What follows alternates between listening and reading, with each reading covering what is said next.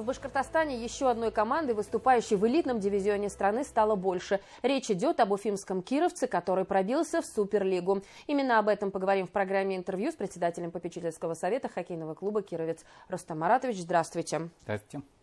Сегодня у нас отличный повод для встречи. «Кировец» пробился в Суперлигу. Это такое историческое событие. Команду воссоздали всего 2 года назад. И давайте учтем прошедший в пандемию 2020, а клуб уже в Суперлиге. Ожидали такой быстрый ход событий? Ну, давайте скажем так, что Кировец завоевал право выступать в главной Суперлиге. Это действительно очень большое событие, большой успех. Команда практически среди 12 команд стала фактически призером. Она в матче за 3-е место сыграла 4-4 и проиграла только по серии пенальти.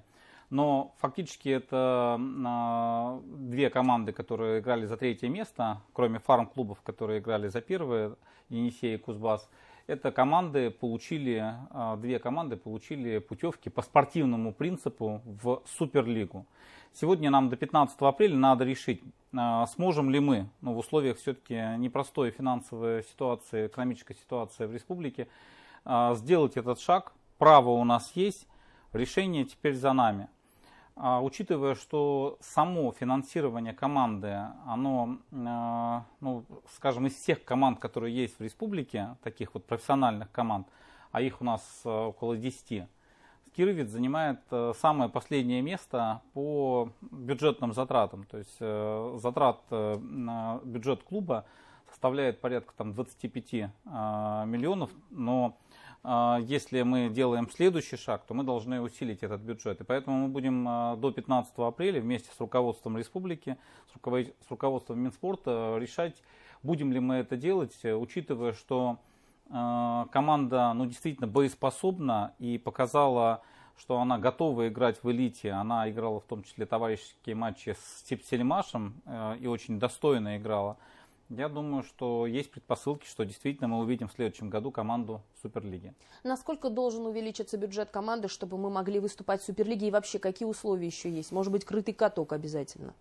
Что касается инфраструктуры, она у нас практически такая же. То есть, как и в высшей лиге, то есть стадион «Динамо», где Максим Чудов, член попечительского совета хоккейного клуба «Кировец», фактически нам эти условия достаточны на этой базе. Единственное, нам нужна машина заливочная, которая современная, но мы уже проговорили с руководством города и с Минспорта, такая машина к лету ожидается, и в этом вопросов нету. Нам нужно усиливать команду. Да, у нас есть несколько воспитанников, которые играют сейчас за Кировец, но вы знаете, 30 лет не было команды. И вот только сейчас на подходе, я вот недавно был на турнире 15-16-летних ребят, там есть способные ребята, которые могут уже вот через год-два усилить. Но пока, вот буквально если в этом году стартовать, нам надо будет, конечно, приглашать сюда людей, мастеров бенди, мастеров хоккея с мячом с соседних регионов или соседних мест. Вот, кстати, в этом году Иванов, вы знаете, я до этого возглавлял Зорки, а он как раз, Владимир Иванов, экс-игрок Зоркова, стал лучшим бомбардиром высшей лиги этого сезона. Я думаю, мы найдем, в принципе, таких ребят, которые достойно смогут усилить команду, но бюджет надо будет увеличивать раза в 2, в 3, и поэтому это надо обсуждать. Откуда вообще возникла идея именно воссоздания команды, которая 30 лет практически не существовала? Вы знаете, осталось очень много, и они ходят сейчас на стадион любителей, которые помнят команду «Кировец». Ведь раньше и сейчас до сих пор существуют команды при заводах. В смысле, вот в Красногорске это при Красногорском Зорком завод, который выпускает там оптическую различную технику. У нас был Кировец завод, который тоже в этом плане был Водник, Кузбасс. В общем, вот эти точки любви в хоккее с мячом, и там, где хорошая настоящая зима, они сохранились. И сохранились болельщики. У нас сохранилась Дюш 10, где играли хоккей с мячом. То есть, в принципе, основа это то, что были люди, которые помнили этот вид спорта, которые хотели его возрождения. И когда они увидели, что приехал Хабиров, который был, они знали, президентом хоккейного клуба «Зоркий» в Красногорске, а я был гендиректором. И услышав эту идею о том, что, в смысле, есть, значит, мы пришли на какой-то турнир вот детский в Дюш-10, я сказал, почему бы не попробовать возродить это. Потом обратились к Валуеву приехать на турнир детский. Ну и потянулись любители, потянулись специалисты, спортсмены. И сейчас мы уже видим, что у нас там порядка 200 детей играют в Белорецке, в Уфе. У нас все-таки приходят на стадион болельщики. И если мы сделаем шаг, что мы войдем в элиту хоккея с мячом, кроме того, что мы дадим очки в копилку нашего командного, значит, вида спорта, Минспорт считает и дает в том числе субвенции на этот, значит, мы дадим в общую копилку Башкортостана по спортивным командным видам спорта, мы еще и, конечно, дадим возможность нашим детям идти в вид спорта, где все-таки большая скорость, большая изящность. И мне кажется, это очень такой достойный вид спорта для детей. Мне кажется, он менее травмоопасный, чем, допустим, и хоккей, и футбол. Хотя, конечно, по зрелищности еще далеко за ними.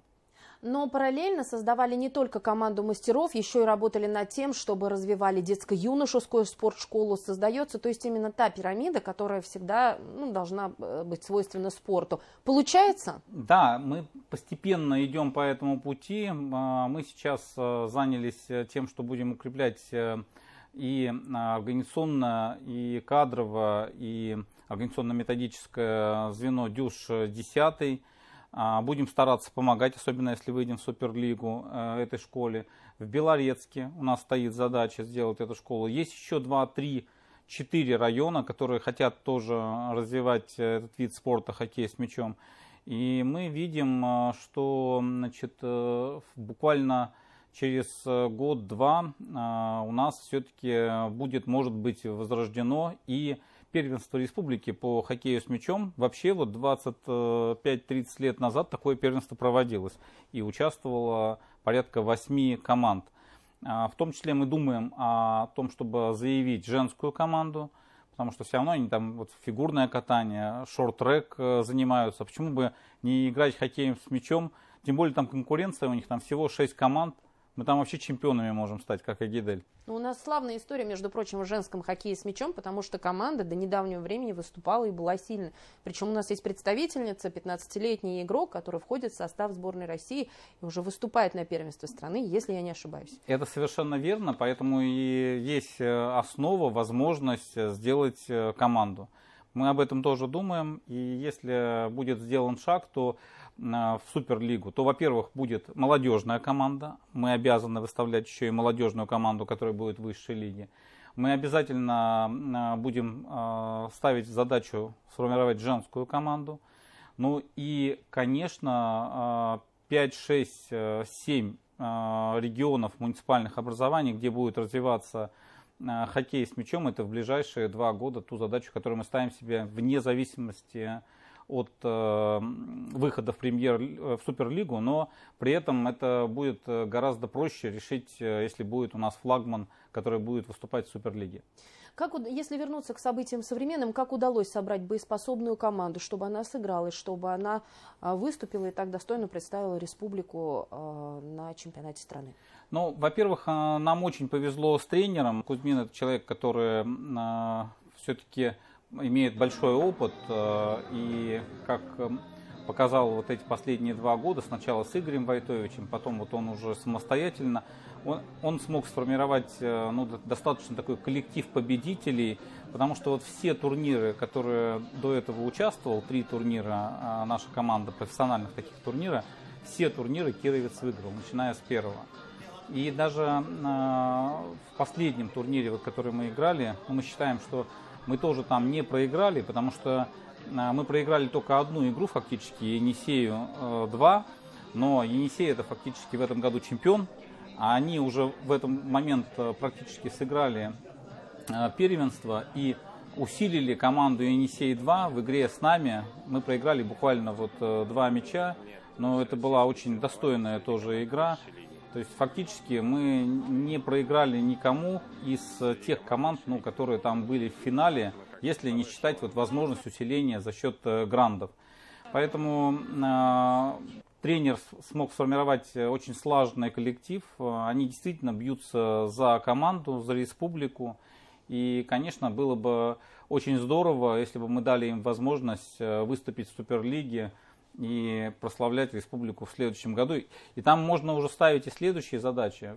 В Суперлиге не самые ахти какие-то вообще команды, не самые ахти какие бюджеты. Я сам по Суркому знаю. И там можно ставить уже задачи для того, чтобы Кировец, допустим, через какое-то время был чемпионом Суперлиги. Ну, учитывая, как Кировец пробился в Суперлигу, это вполне по силам команде, тем более, что ставим ли мы цель пополнить команду своими воспитанниками, и как думаете, сколько на это времени уйдет, если учитывать нынешнюю ситуацию? Ну, это задача первостепенная. Вот как раз я сказал о турнире 15-16-летних ребят, там было 6 команд, в том числе из Уфы, Белорецка, Уфимского района. Мы видели и видим в этих ребятах, что они уже, человек 5 вот из них, могут уже играть в этом сезоне, следующем. Если играть в высшей лиге, то они уже, в принципе, будут готовы играть. А при этом, то есть, вот среди того костяка, который есть. Если, значит, они немножко созреют, то через год-два из них можно скомплектовать там, ну, как минимум там, половина команды. По большому счету, главное, чтобы они видели перспективу. Если у нас будет развиваться этот вид спорта на более высоком уровне, это будет происходить чуть быстрее. Если это будет пока на уровне высшей лиги, ну, чуть-чуть медленнее, но в принципе я считаю, что в любом случае в 2024 году мы увидим Кировец не только в Суперлиге, но и среди грантов команд, которые будут бороться за призовые места. Такая перспектива у нас в голове есть.